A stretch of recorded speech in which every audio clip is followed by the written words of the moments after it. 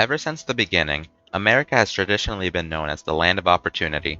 However, in recent years there has been an increase in the number of Americans that live in food deserts. Food deserts are defined as low-income census tracts with a substantial number or share of residents with low levels of access to retail outlets selling healthy and affordable foods. Food deserts are most commonly found in black and brown neighborhoods and low-income areas where many people do not own cars. Studies have shown that white neighborhoods contain an average of 4 times as many supermarkets as predominantly black ones do, and that grocery stores in African American communities are typically smaller and have less of a selection. These areas also have a higher percentage of overweight and obese residents as they tend to rely on fast food or corner store markets since these stores are cheaper and more accessible to them. One example of a food desert is Brooklyn, New York. Central Brooklyn is among the 2 worst food deserts in New York City.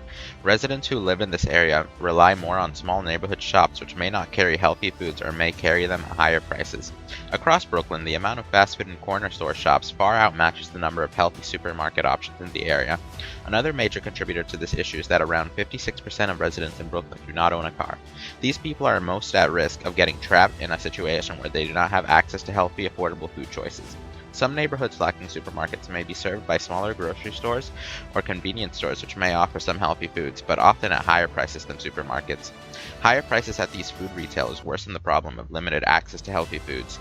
Residents unable to get larger stores outside of their neighborhood are more likely to be food insecure if they cannot afford to buy all the food they need. In addition, higher prices for groceries in these neighborhoods may make local fast food or carry-out foods relatively more affordable. This isn't just Brooklyn that has to deal with this problem. Many regions all around the globe face this struggle to where they cannot find affordable and nutritious food. Around 23.5 million people in America alone live in a food desert, although food deserts are most prominent in very rural areas. In fact, 20% of rural areas in the US are classified as food deserts. There are small areas within each state that are classified as rural food deserts, however, they are most pronounced in the actual deserts of the American West, such as Nevada and Wyoming. Without this access to healthy food, people live at higher risk of diet-related conditions, such as obesity, diabetes, cardiovascular disease, and some cancers. There have been many attempts at solutions to this problem in the past. For example, in 2010, Michelle Obama launched the Let's Move campaign, which aimed to reduce obesity rates, provide healthier meal choices at children's schools, and to open up more supermarkets across America. In some food desert areas, there have also been attempts at local community gardens in order to produce fresh produce. However, the problem goes beyond that of not having access to supermarkets. The problem is also based on people's shopping and eating habits. Studies have shown that even when communities are given a supermarket, many of the residents still do not revert to the ways of healthier eating due to have already established their unhealthy eating habits, or simply because they do not have the money to afford food. This is also a huge reason why grocery stores refuse to open up in these low-income neighborhoods, as making a profit in these areas are not very likely.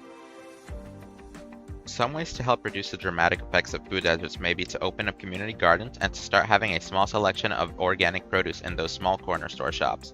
Many areas have already begun to do this, and it is helpful, although it does not completely fix the issue.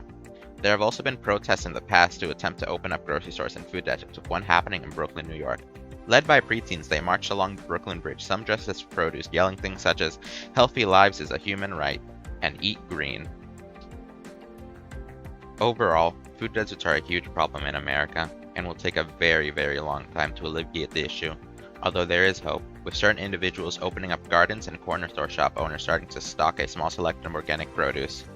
America may persevere.